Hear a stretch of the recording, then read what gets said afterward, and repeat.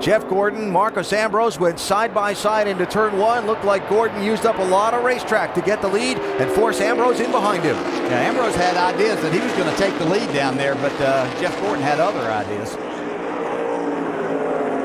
Throughout the course of the weekend, they were unhappy with their qualifying effort. They didn't get a very clean lap or laps and ended up qualifying and starting 19th. But Dave Rogers, the crew chief, said, I think we have a top 5 car today. Kyle doesn't feel it early on, though. He says it just doesn't want to turn anywhere. Oh. Caution on the track. Cole Witt under the tire barrier. You see him moving around inside the car and dropping the window net. Well, I think I saw briefly that car just take off through there. Happened so quick. Yeah, we've seen drivers either lose their brakes or the throttle hang coming down here. We talk about how fast and difficult this is down in the turn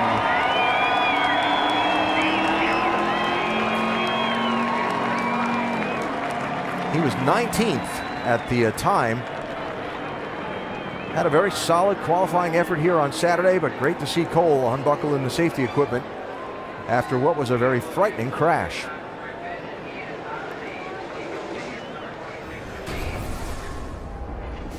See Cole Witt going into turn one, locks up the front. See the front tires lock up briefly, but now you don't see any lock up.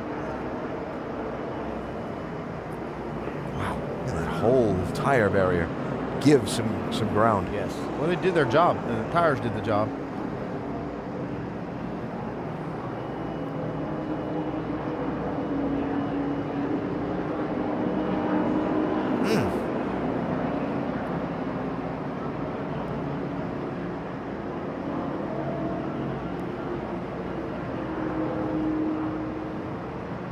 Sure has the makings of some brake failure there after he got in. Yeah, because you know the 47 and AJ Allmendinger, because he was able to catch back up. I think that's exactly what they needed to make their three-stop strategy work. And I have to wonder with Ambrose's team if they're looking at just fuel on this.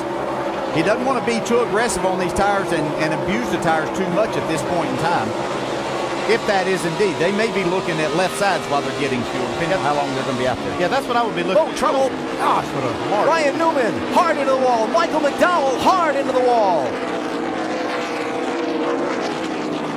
Caution's out, caution's out. Terrible crash.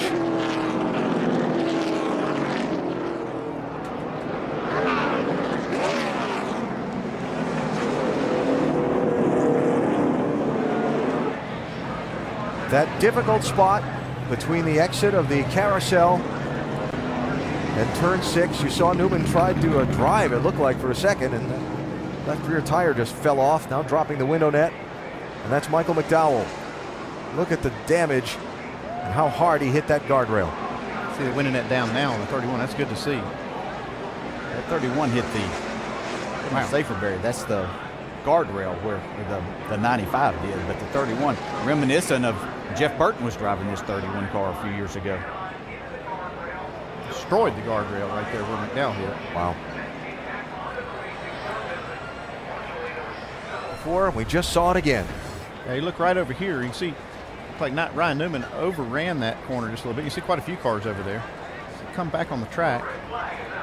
Contact between Biffle and Newman. Yes, Biffle came back on the track. Newman was right there. Got into him and hard into that guardrail, and the tires sends him back out in the middle of the track here into McDowell.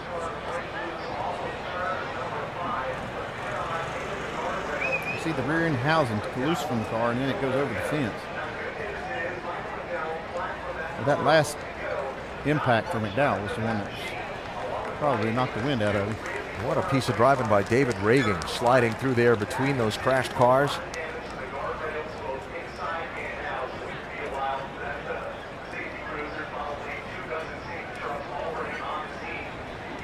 Coming right at you now.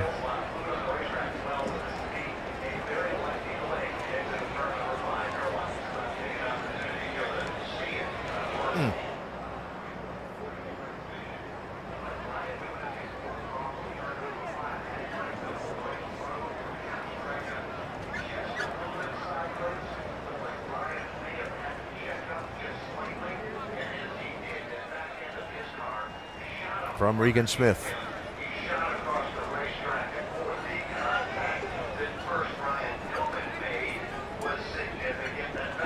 Danny.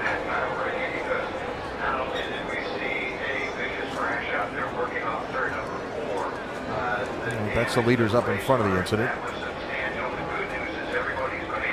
We'll see it unfold off the corner here.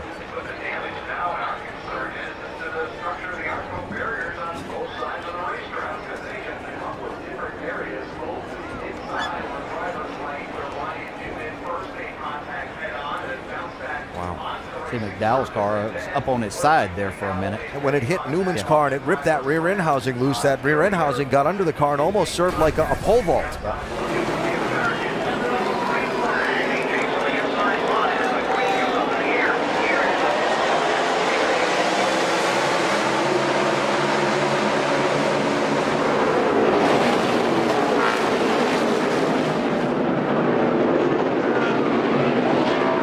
Jimmy Johnson's around. And more collected. Regan Smith. Caution's out again. We get some gas in it. That's an excellent restart by A.J. Allmendinger. I'm not sure that Ambrose is going to be very happy about it, and I'm not sure how NASCAR will take it. We'll see if they happen to say anything to him, but he did a great job. I saw it. It looked like he slowed down just a little bit right before he went. Worked in his advantage, though. A tough ending to a very tough day for the 14 team. Tony Stewart choosing not to race today. Regan Smith getting here at the last minute, getting caught up when Jimmy Johnson got bumped here. It's like maybe a little tap from Matt Kenseth in the 20 car. But that's also tight down there. I mean, you're just all going for the same real estate. Regan Smith trying to avoid that, just nowhere to go. Looks like Matt might have got a little tap too to send him up there. Stay low, dig, dig, dig. Stay low, protected from the 22. Get low, get low. Kyle Larson there. Clear, all clear. Yep, looked like Larson was the first one to make contact with Matt Kenseth. I'll get all clear high.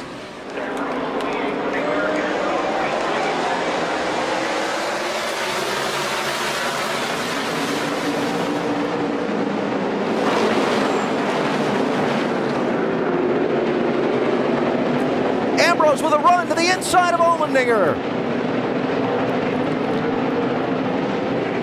Tied up through here. Trying to go too wide open. Could be tough. But this is for the race win. Here comes Carl Edwards and Kurt Busch.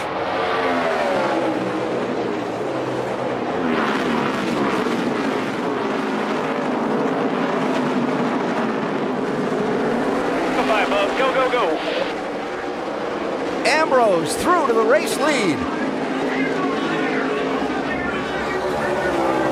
Don't think Allmendinger's finished right here. But that was some driving by Marcus Ambrose.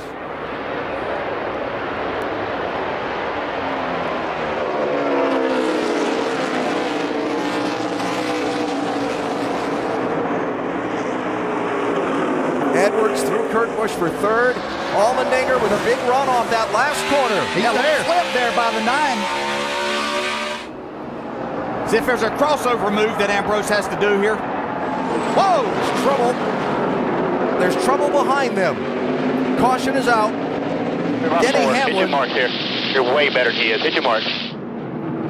Caution's out, caution's out. Caution is out off of 7. Those barrels at the end of pit road that are filled with gravel and sand have been destroyed.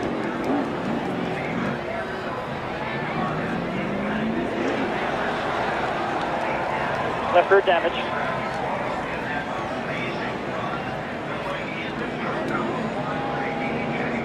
There is the 33 car, totally destroyed. Alex Kennedy's car.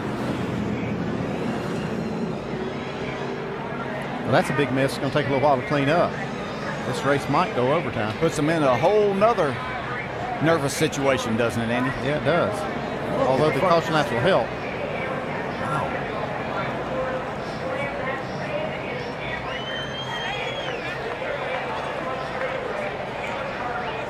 All right, we were all watching that incredible fight for the lead. Let's go and see if we can reconstruct what happened here. Watch the end of the pit lane barrels. That's Denny Hamlin.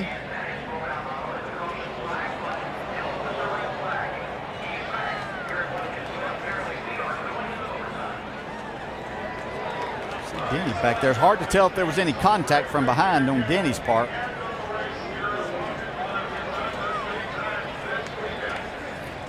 So that's at the pit entrance.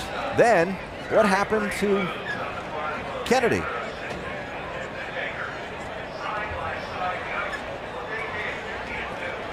That was Reed Sorensen that he bounced off of and caught the Armco exiting turn 1.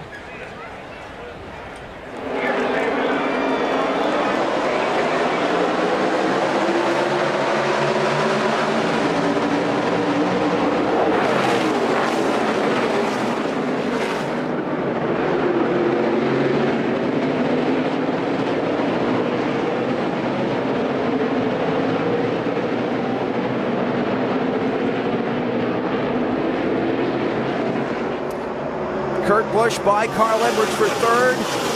Already physical between the front two. Great job by Allmendinger on that restart there. He used up all the track he could to keep the 9 behind him. Yeah, and the 9 did all he could do to try to get a fender up alongside. And he might have it here. Up, a little contact. He's got him out of the groove. Pushed him up the track. Right side. He got him. Just you and him there. Not over yet, though. Gets a left-hander coming up. Allmendinger's in the best spot. Not giving Ambrose any pavement to work with there. Allmendinger holds the lead. Here they come to the white flag. One more lap to go. Hit your mark, buddy. Hit your mark. Ambrose's going to have to hold on to the second spot. All this is not going to matter. White flag right here. Clear by 4. Hit your mark, man. Hit your...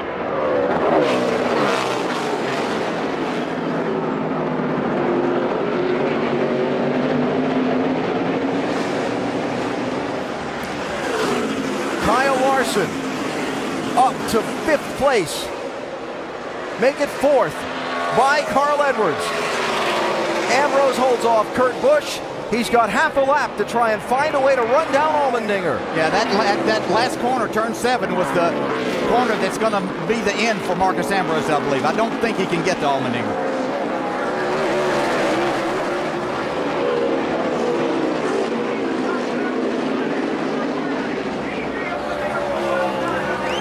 The final straightaway. Well, nice and smooth. And 2 final turns.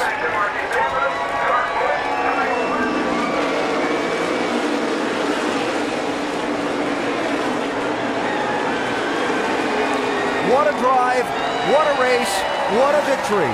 A.J. Allmendinger is a NASCAR Sprint Cup Series winner.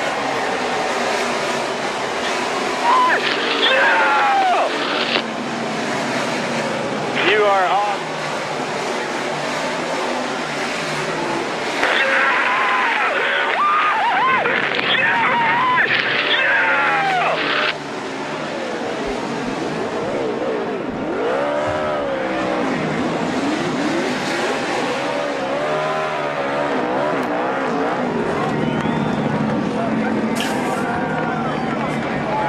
I love you guys. Thank you.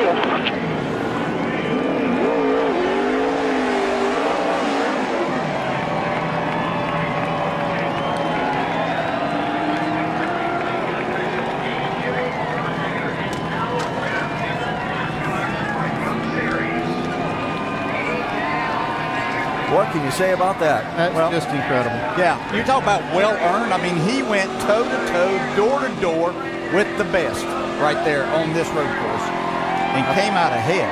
I tell you, I saw a lot of want to right there. He wheeled that car to the front.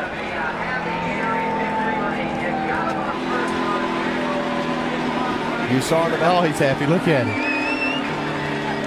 Look at the emotion. Ryan Burns.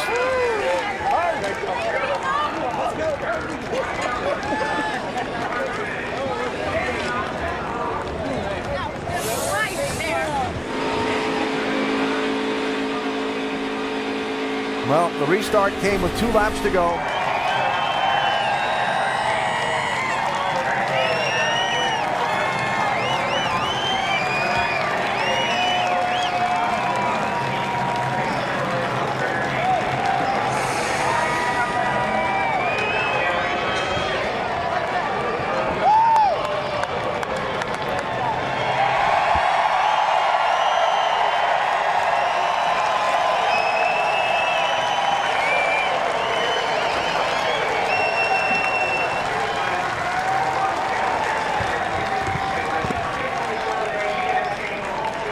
what it means to win.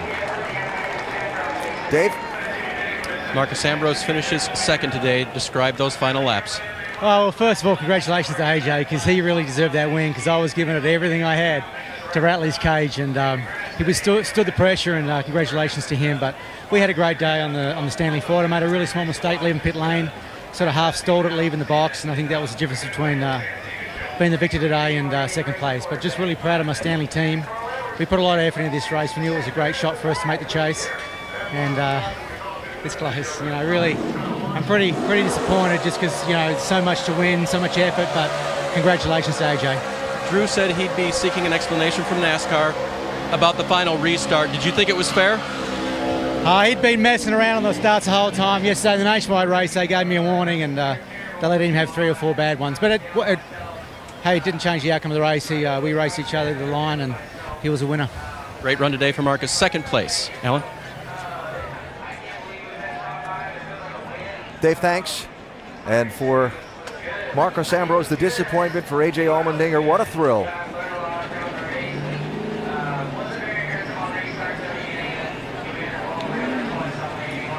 The little team that could.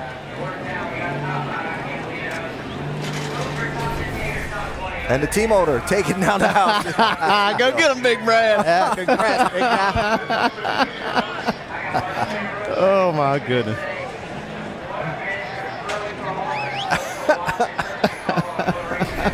Be some happy people down there.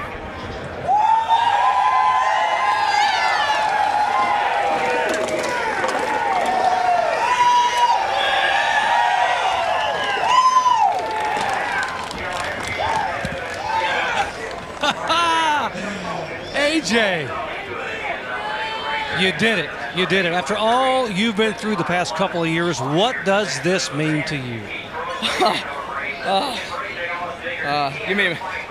First off, all of our condolences here at NASCAR, this whole NASCAR family, for the Ward family.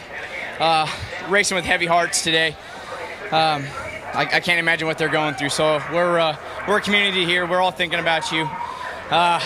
My gosh, I can't believe we won a NASCAR Sprint Cup race. Oh, with this whole 47 team, Tad Geschichter and Jody Geschichter, Brad Doherty, all the great sponsors we have, our first Cup victory together, my first victory. I love these guys. I just wanted it so bad for them, for this team. They deserve it. They work so hard, and I wasn't gonna let Marcus take that from me. I hope that